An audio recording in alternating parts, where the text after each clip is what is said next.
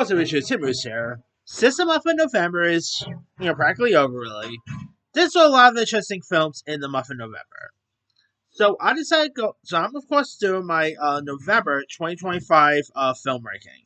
Now there are probably some I probably most likely left off, and some I still haven't really seen yet, but maybe I'll interpret them in my December list. I don't know, but of course, I pretty much saw about 29 films this month, and lots of good ones and some not so good ones. So here is my official ranking. From my least favorite all the way to my favorite. All right, number 29, the worst movie I saw in the month of November, and that is Oz Perkins' Keeper.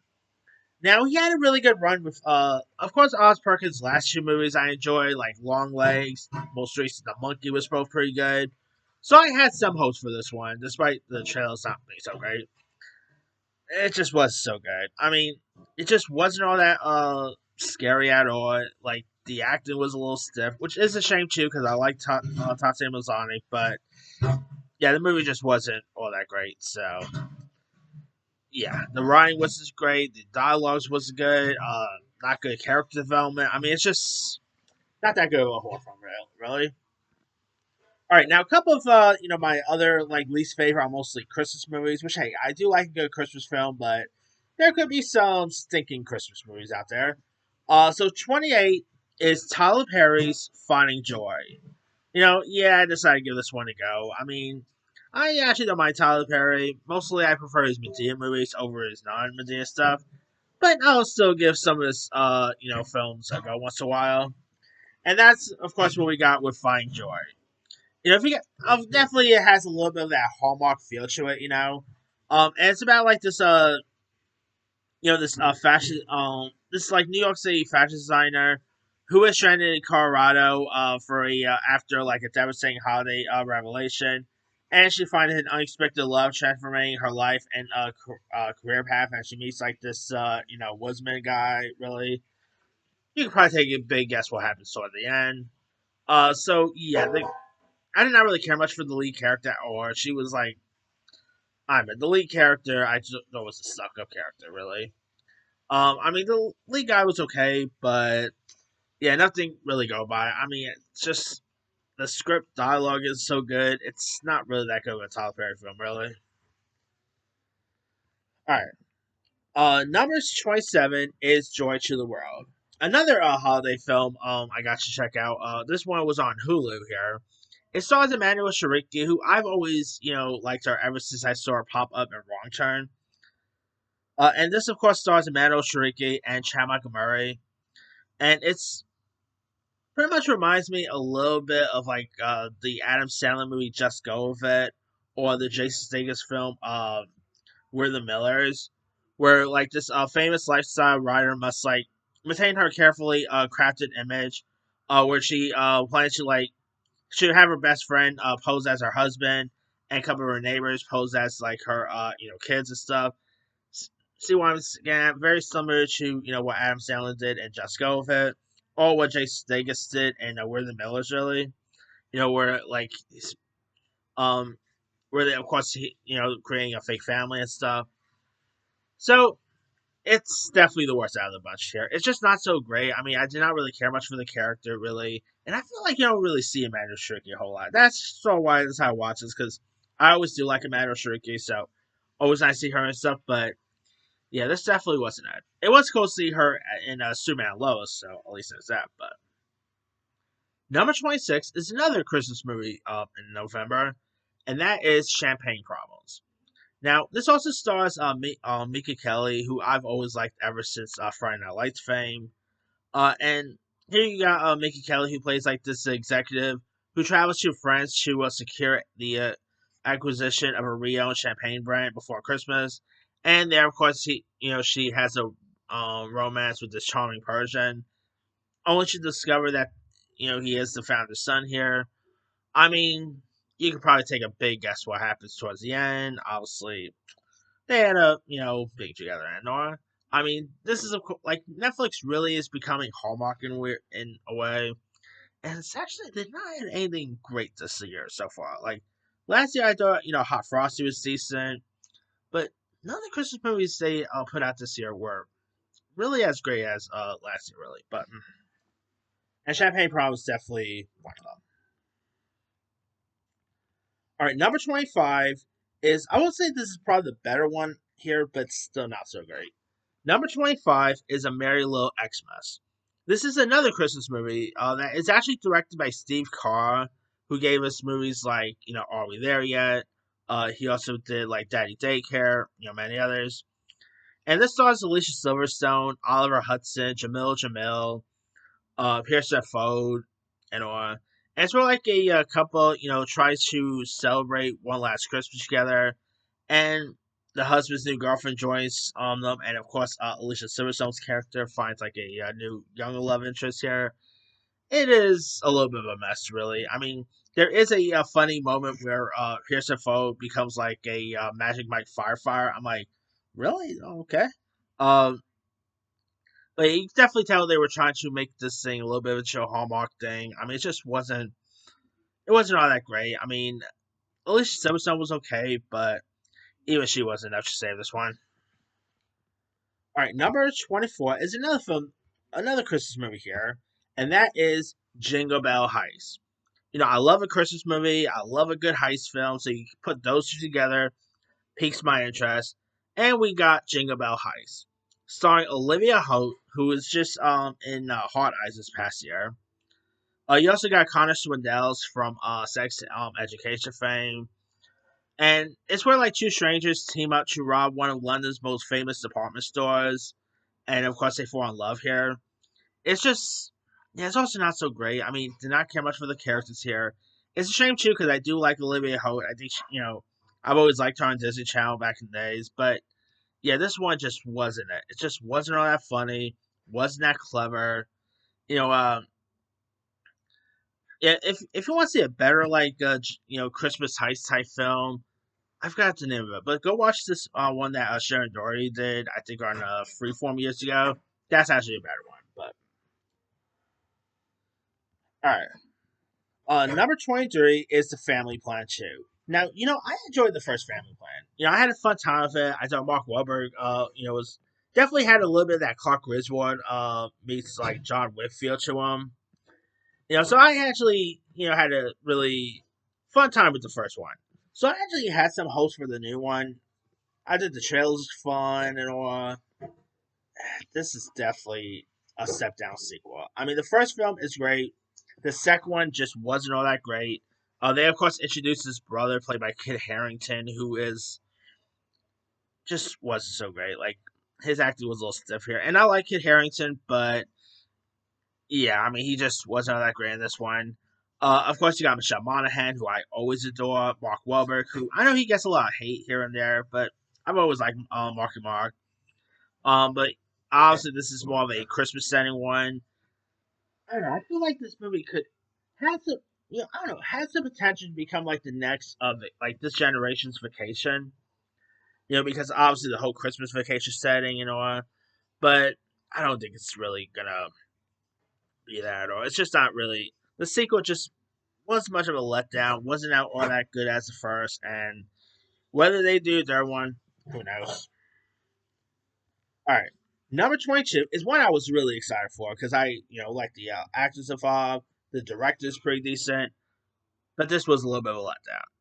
Number 22 is Die My Love.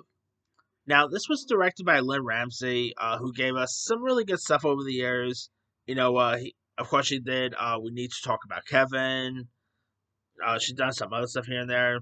And you got like Jennifer Lawrence, Robert Pattinson, who I would say the acting is pretty decent. I didn't even bother doing my review for some of these, to be honest.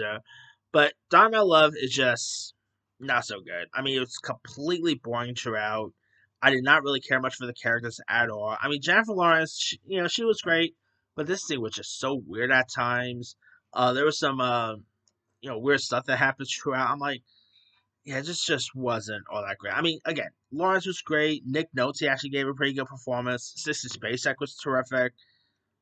But at the end of the day, it just was a letdown. So, All right, number 21 is Stone Cold Fox. Now, this movie was actually pretty fun. I mean, it's not like a great film, nothing like that, but I actually had a fun time with it. I had more fun time with this than I did with the Family Plan 2, that's for sure. It takes place in 1986, where this young girl named Fox breaks out of an abusive communion in search of her family. But when like the queen pins kidnap her little sister and sends like a crooked cop after her, she like has no choice but to infiltrate a very like place she's escaping on. You do got Curtis Shepka, who I think is always terrific. Kristen Ritter's in this one. Kiefer Sutherland. It's not a great movie or anything, but it definitely has some fun elements to it. It has some fun laughs to it. I mean, if you guys haven't seen it, give it a go. It's not a great film, but it's a lot of fun there. All right, number 20 is another movie I actually had a fun time with, and I know the reviews for this is actually abysmal, but it's far better than the Family Plan 2, in my opinion. Number 20 is the Kevin James Al Richardson movie Playdate. Now, of course, you've got Kevin James who plays Brian, who has been fired from his job, and he becomes a stay-at-home dad, and accepts a playdate invitation from another stay-at-home dad. And of course, you got Al Richardson is great in this. Uh, Kevin James and Al Richardson both play off each other very well here. It is fun. It is entertaining here. I mean, if you guys haven't seen it, give it a go. It's on Amazon Prime. I mean, it's not a great one, but it actually definitely has some fun elements to it. All right, number 19. It was I, of course, I have. It was just an accident. Of course, the film that's probably going to get some Oscar buzz here, and it's of course a Iran film where like a small mishap triggers a chain reactions here, and it's a really decent like political thriller. Jafar Panahi will probably get some sort of Oscar consideration for this. The lead actor Vahid, I can never pronounce some of these names, but Vahid was pretty good. I thought it was a pretty decent little film. Interesting cinematography, great performances here. Not a bad film there. All right. Number 18 is another international film on this list, Nouvelle Vogue. Now, of course, this is the Richard Linklater black and white film.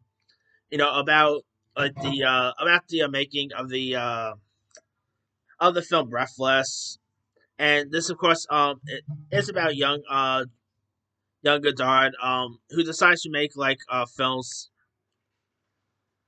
in the past film criticism, and of course, this is obviously about his like making of the movie of his film Breathless. Zoe Deutsch is terrific. It is part of French, like it is. There's also English subtitles here, but it's actually a really decent one. Richard Linklater did a really good job here. John I can never pronounce that too well, but the lead actor who plays John Luc Godard is really good. Zoe Deutsch plays Jean Seberg. She's terrific. I mean, it's a really it's not Richard Linklater's best work, nothing like that. If you guys want to see a better film of his, I say Blue Moon is his better one. But this is a really decent one that's well worth watch, say at least, especially if you love golden age of Hollywood. All right, number 17 is Train Dreams. Now I don't love it as most people do. Like loads of people are raving it. Like loads of people are including it in their top 10 favorite of the year. It's not really my top 10 favorite, nothing like that. But I thought it was still pretty decent. Of course, you got Joe Egerton, based on a book here, and you got Joe Egerton who plays Robert Grainer, who's a logger and railroad train worker who leads a life of unexpected deaths and beauty in a changing of America's early 20th century. Joe Egerton is great. William H Macy, Felicity Jones, Clifton Collins Jr. The cinematography, I guarantee you, will probably get some Oscar love. It's such a really decent, beautiful film that's well worth watching there. All right, number 16 is another movie with the word dream in the title, and that is In Your Dreams. Now, this is a new animated film that hit on Netflix. About Stevie and her brother Elliot, who journeys into a wildly absurd landscape of their own dreams to ask the Sandman to grant them like the perfect family. And it's not as like memorable as, let's say, K-pop Demon Hunters. I think K-pop Demon Hunters is still the better film that Netflix put out. But In Your Dreams is still really decent. Love the voices of the likes of Craig Robinson, Simu Liu, um, Kristen Malai is also in this as well. I mean, who doesn't love a good anime film about the Sandman? Come on, the Sandman is always like always got it's always a joy seeing a movie about Sandman and stuff. And yeah, New Dreams is definitely a pretty decent one. Definitely heartfelt. Definitely really feels like, let's say, if I don't know, if Netflix made a Disney movie, this is what we get. This really feels like something that Disney will have made. But all right, number 15 is The Running Man. Now, I didn't enjoy this as much as I was hoping to, but I still had a fun time with it. I mean, definitely had its problems and all. I still think the Honor one is a tad bit better, but it was still pretty, entertaining throughout. Glenn Powell, of course, was really great. Coleman Domingo's terrific. Edgar Wright, not Edgar Wright's best work, obviously. That will still always be Shaun of the Dead. But I still had a fun time with The Running Man, and it was still a really fun one. Worth giving a go. All right. Number 14 is A Very Jonas Christmas.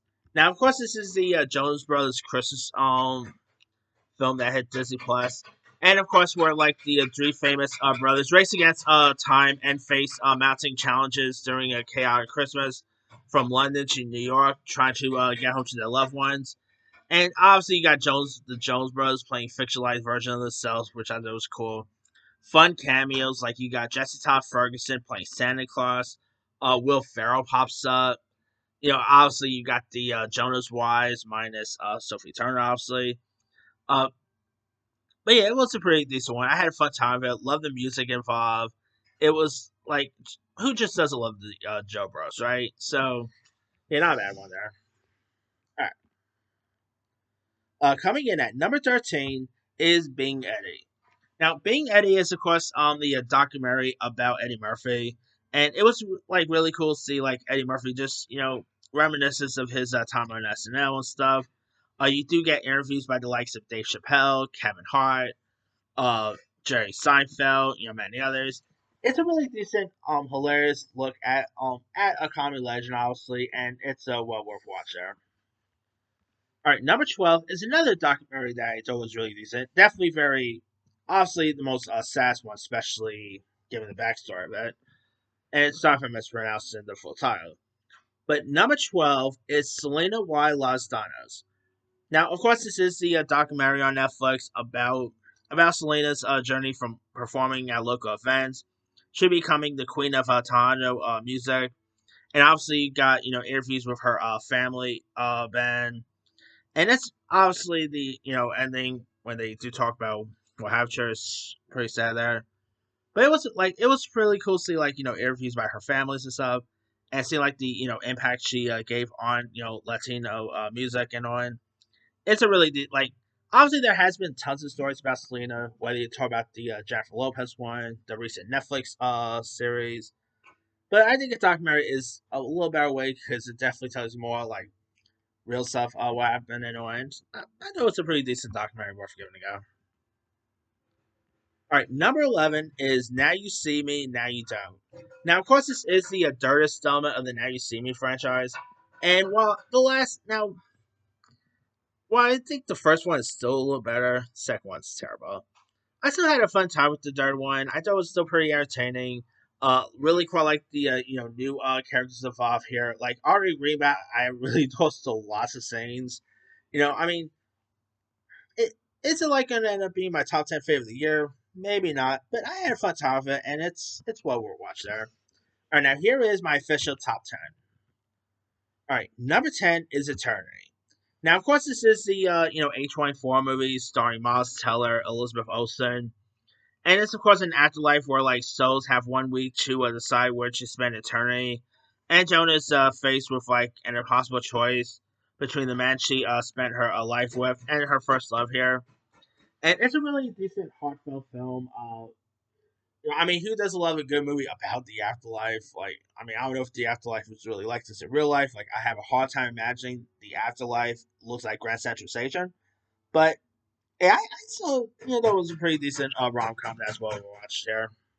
Of course, you got Mr. Dua Lipa himself. Callum Turner's in this. Olsen's terrific. I mean, it's a really decent one. I mean, hey, Callum Turner ends up with Dua Lipa in real life, so he's winning there. So, all right, number nine is actually a movie I literally just checked out yesterday, and I did not even really knew much about. I decided check this new one out on Netflix. I don't really watch as much international movies as I probably should. But this one I actually thought had an interesting premise, so I decided, and I've been hearing some rave things about it, so I decided to give it a go on Netflix. And it's a little movie titled Left Handed Girl. Now, this movie is a major surprise. I did not really expect to really enjoy this movie as much as I did. It's a really heartfelt story, though. I mean, if you guys don't know much about the story of it, it's about a single mother and her two daughters relocate to a new. Now, it's of course obviously a Korean language film. But of course, where like a single mother and her two daughters relocate to Taipei to open a night market stall, each navigating the challenges of adapting to their new environment. So here, and you do have like the little girl here who actually has only like whose left hand mostly works. It's there's like times where she actually takes stuff and she says like the it's her devil hand that made her do and stuff. That actually could be a pretty cool horror film, by the way. But of course, the little girl in this named Nina I think her name is. I don't. She was terrific. She's definitely a young actress to keep an eye out for. I do hope she gets more acting gigs down the line. The one who plays the mother is great. The one who plays like the oldest daughter is terrific as well. I mean, it's just a really remarkable film. That I don't know, maybe could probably get some Oscar love for a national feature. Who knows? All right. Number eight is another film, set in Korea, and that is Rent a Family.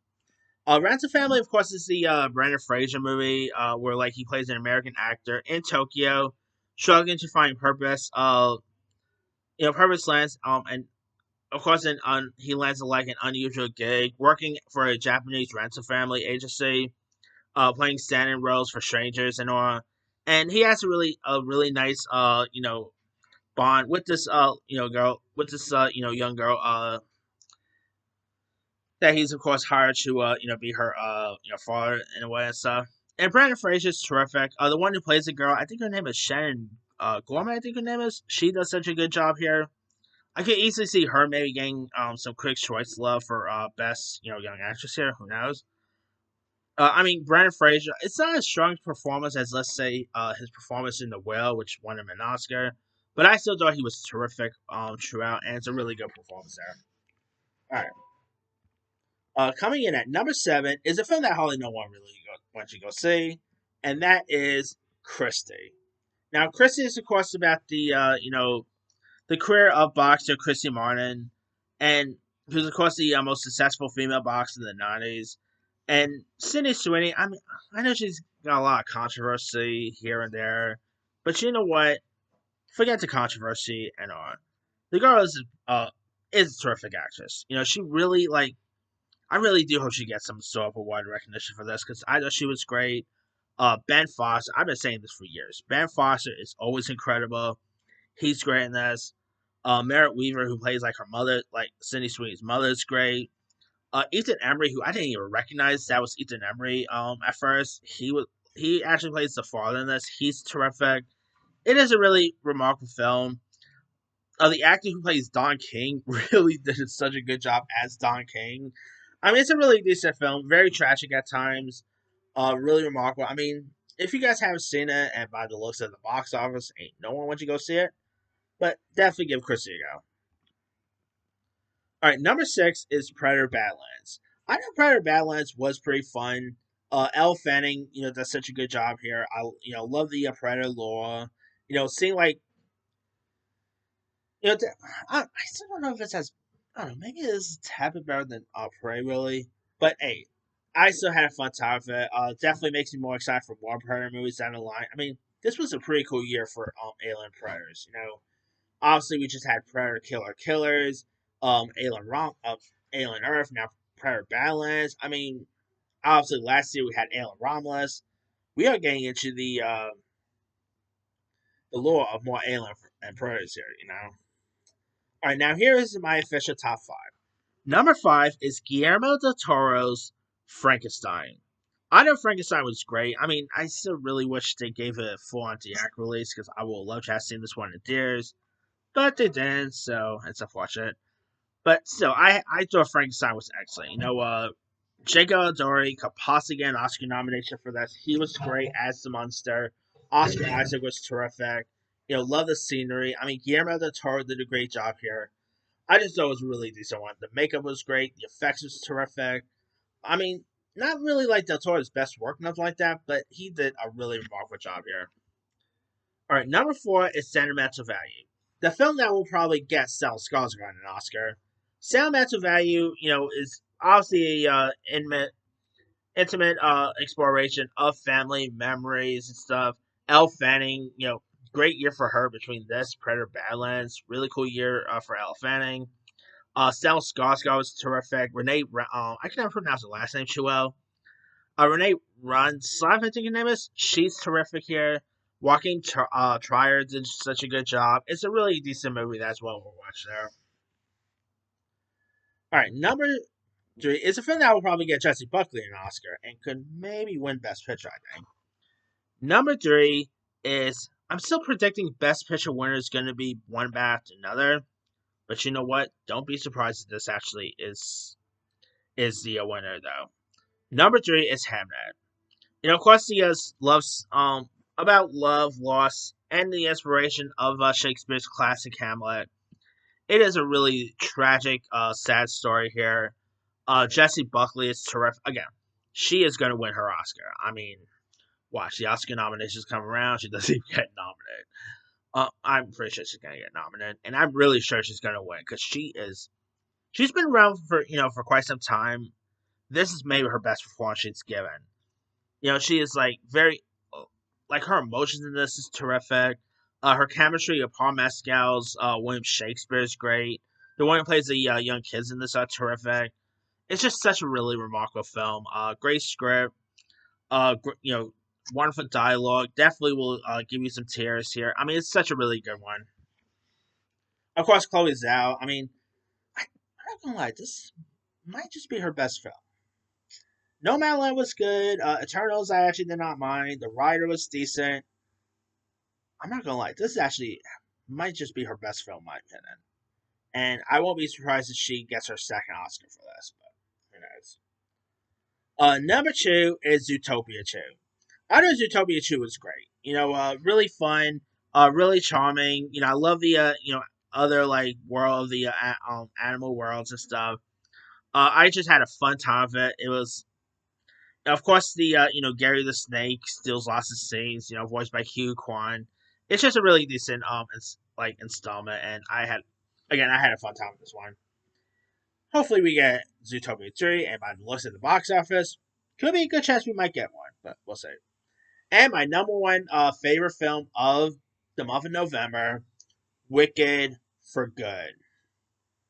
I just enjoy this a lot. I love the music here. Ariana Grande, I really think she's gonna win her Oscar for this one.